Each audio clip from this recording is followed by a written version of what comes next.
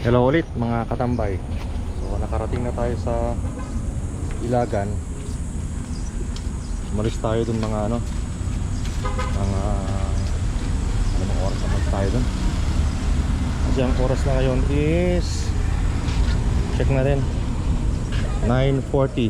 Umalis tayo dun is ano 8:15 tayo umalis. 9:40, so mga kulang-kulang isa't kalahating oras. So ganun lang kasi walang traffic. Ito yung kagandahan dito sa probinsya, walang traffic kaya mabilis ang biyahe. So nandito tayo sa lilim ng punong kahoy. Ito ang ating tanggapan. Yan yung pisina na pupuntahan natin. Probinsya kasi mayroon pang tanggapan sa Rizon, pang Rizon. So sa Tubigaraw yun, dito sa syudad ng Ilagan. So ayan lang, kita ko lang. Pawis tayo mga katambay, pawis na pawis, pero na-enjoy natin yung biyahe natin. Nag-enjoy tayo sa biyahe, sa pagmumotor, diba? Katulad ng dati, kahit na mainit, ayos lang. Doon tayo masaya yung nagpapasaya sa mga tambay na katulad natin. Yung may mga ganap lang ba, may konting challenge, konting pagod, konting ngawit.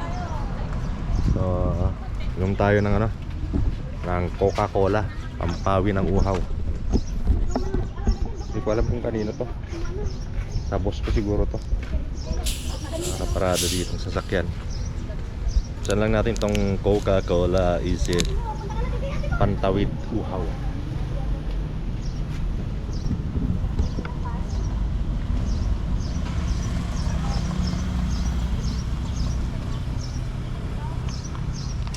May mga ginagawang gusali doon. Ano yata yan? Completion of multipurpose building. Ba, ang galing nang nag-spelling niya, no? Building, parang ako lang. Siguro mahina na rin ang paningin nito. Capitol Compound, Alibago, Ilagan City, Isabela. Yan. Ang contractor si RD Bedanya Construction and Supplies. Tukan pala to. Ilang 1,996,966.64 pesos. So yung project na yan, isa ito sa mga pinondohan ng nating mga taxpayers. Diyan napunta. 1 million lang yan, ang laki naman yan. Siguro by phase yan, ay completion nga lang, completion lang. So ibig sabihin may mga nauna nang naganap or nangyaring construction dyan, tatapusin lang.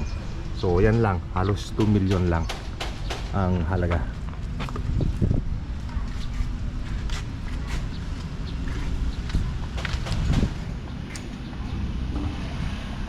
May mga nagme-merienda doon ng ano, palamig. May nagtitinda.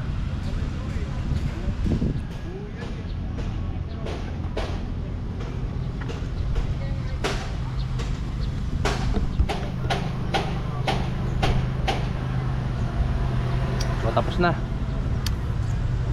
Pasok na tayo sa loob. At baka mag-aalit si boss. Late yata ako. Hindi naman ako late kasi bumiyahe ako. So hanggang sa muli mga katambay. Mamaya ulit.